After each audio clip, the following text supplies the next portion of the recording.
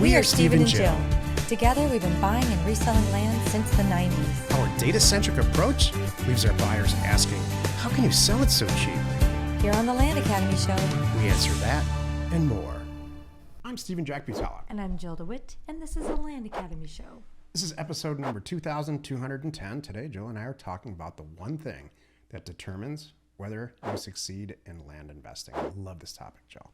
I will say that I can take the one thing and narrow it down to one word. Can you?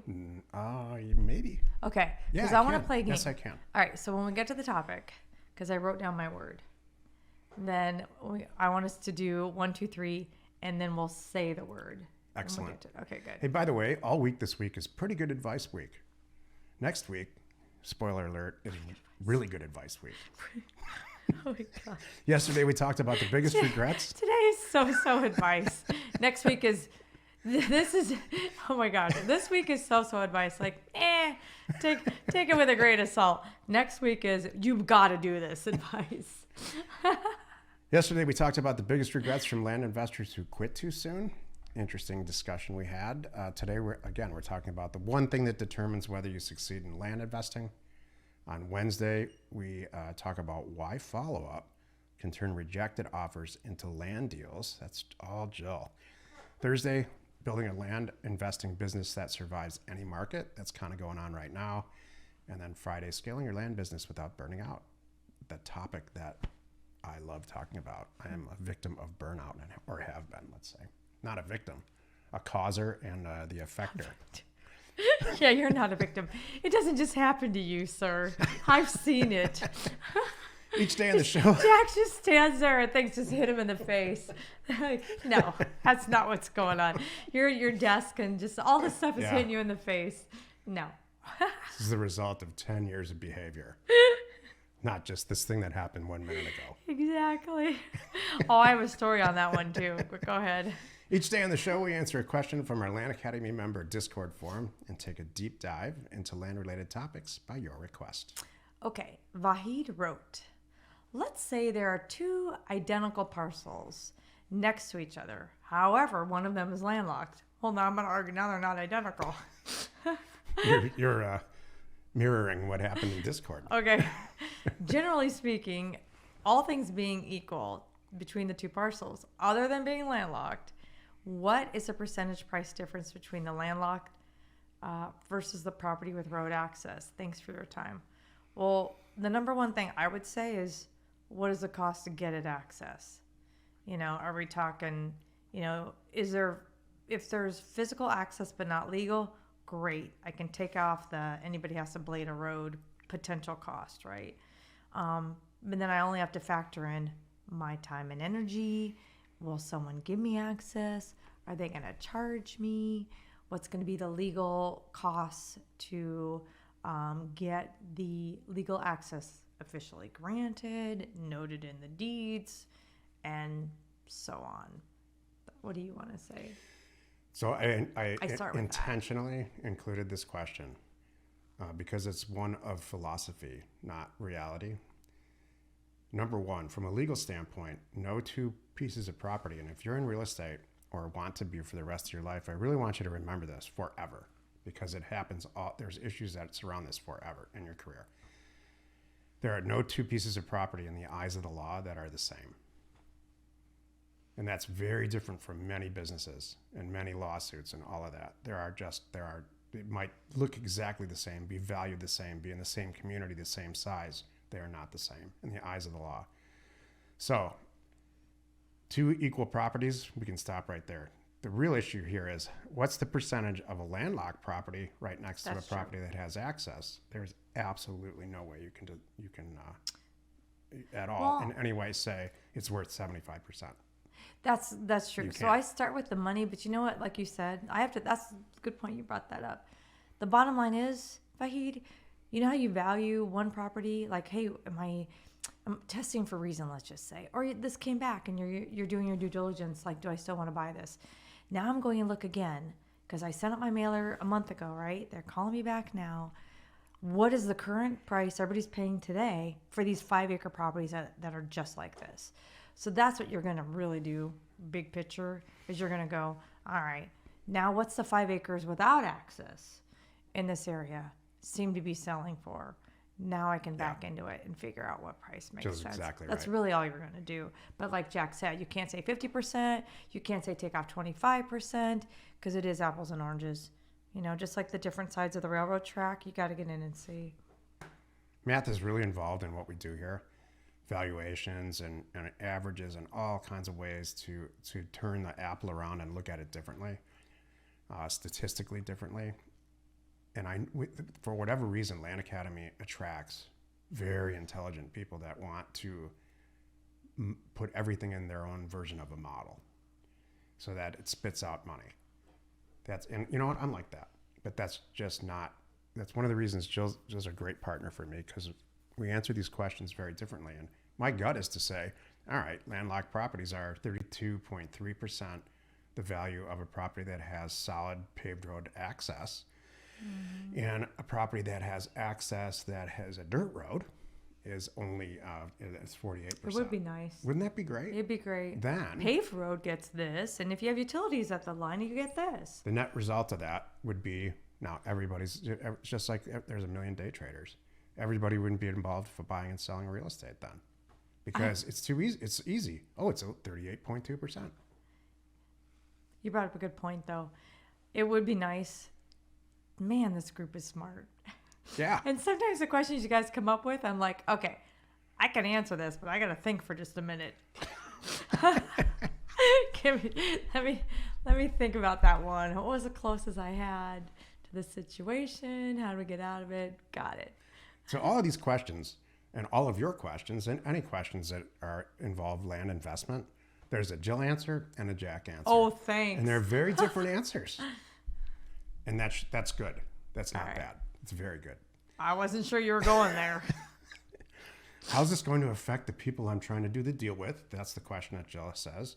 How is this going to affect my bank account? That's the Jack answer. Well, you know what the Jill answer is too? Like, how can I make this go my way? That's what I'm doing. Amen, sister. Mm-hmm. Makes me want to kiss you when you talk like that. Thank you. I mean it. Today's topic, the one thing that determines whether you succeed in land investing. Okay. For me, I can sum it up in one word. And you said you can too? Yes, but it requires explanation. Oh, gosh. Mine's one syllable. How many syllables is One. yours? Okay, good. One. Oh my God, maybe it's the same word. I wrote mine down, so there's no cheating. So, all right, I'm going to do 3. It'll be 3, 2, 1 word. Okay? Yeah. Okay. 3, 2, 1, drive. What'd you say? Drive? Drive. Oh, drive. Drive. Not drive a car. No, what's yours? It's What's like yours? driving your soul. You. Oh. It's you. We're saying the same thing. Mine makes a little more sense. Well, of course it does, dear. My God. All right. You want to go first? Sure. Okay. This is a different, more serious version of what we talked about yesterday. You're going to do great. I want you to think about what you have succeeded at and what you haven't in life. Were you a good student? Were you good at sports? Are you an amazing parent? Can you cook like nobody's business? What have you done well and what haven't you done well? And if the answer is, geez, I've never really done anything well, then you're not going to do well at this. But if you have succeeded, and really succeeded at whatever you put your mind to, seriously succeeded at it, because failing's just not in your soul, then you're going to do fantastic at this. That's what determines how fast you succeed, how many deals you do, how much money you make, all of that. And if you're extraordinary at it, where you can hire people and manage a staff and eventually get somebody to run the whole thing for you so that you're on to the next thing. If you're always thinking about getting on to the next thing, you are a real entrepreneur.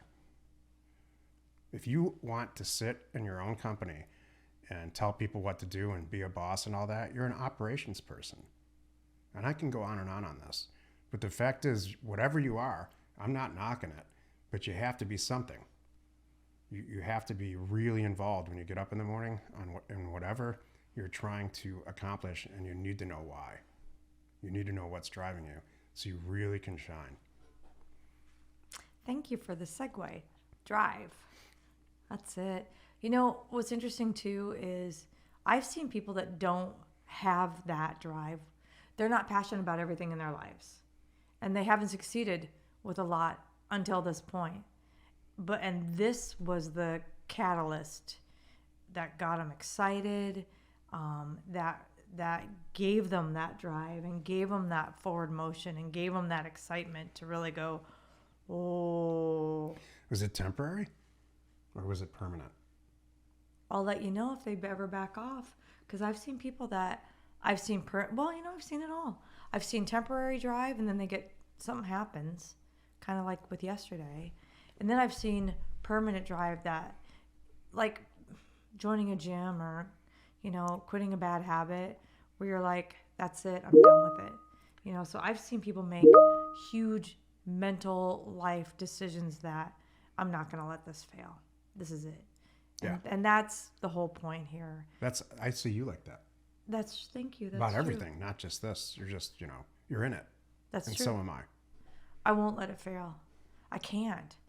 There's too much on the line, and there's too much opportunity and too much money to be made. I look at it like, if I don't do this, somebody else will. I want it. I'm doing it. So I hope that, meaning buy this property kind of thing. That's what I mean. You're going to save yourself a ton of time and heartache if you really know who you are. If you know that you want to be married or you don't. If you know if you want to be a parent or if you want to own a pizza place. There's nothing wrong. There's no wrong answers at all. We're all very unfortunately raised in an environment in this country where perfection is rewarded. If you get a 4.25 grade point average, then you're rewarded by everyone. And perfect Your attendance. parents. Yeah, perfect everything. That's just not the way being an entrepreneur is. You're rewarded by failing 52 times and then really succeeding, and then all anybody cares about is success. And in a lot of cases now in the environment we're in, you get really criticized for it. It's funny you say that. I never had a 4.0 GPA, and I never had perfect attendance. I had never even approached any of those things. And I was never upset about it. I'm fine with it too. 3.85 works for me. I did what I needed it to do. There were definitely people in my life who were very upset about it. Well, and I was not upset about it. Because I didn't want perfect attendance. Me I want either. to have fun. Me too. And my poor kids didn't get perfect attendance. Hey, you want to go to Disneyland today? That's what we did. Jill and I sit down for like an hour and a half every day, every week, and record all 5 of these shows. And it's the most we talk the entire week. It's nice to talk to you, Jill. It is nice. I'll see you next week. Join us tomorrow, where we talk about why follow-up can turn rejected offers into land deals. You are not alone in your real estate ambition. We are Jack and Jill. Information And inspiration to buy undervalued property. We hope you find our content valuable and we appreciate your support. If you have not already, please check out our channel and hit the subscribe button. And your comments and suggestions help us to create the content you're here for. Hitting the like button helps to support our channel's algorithm and gauge your interest for future shows.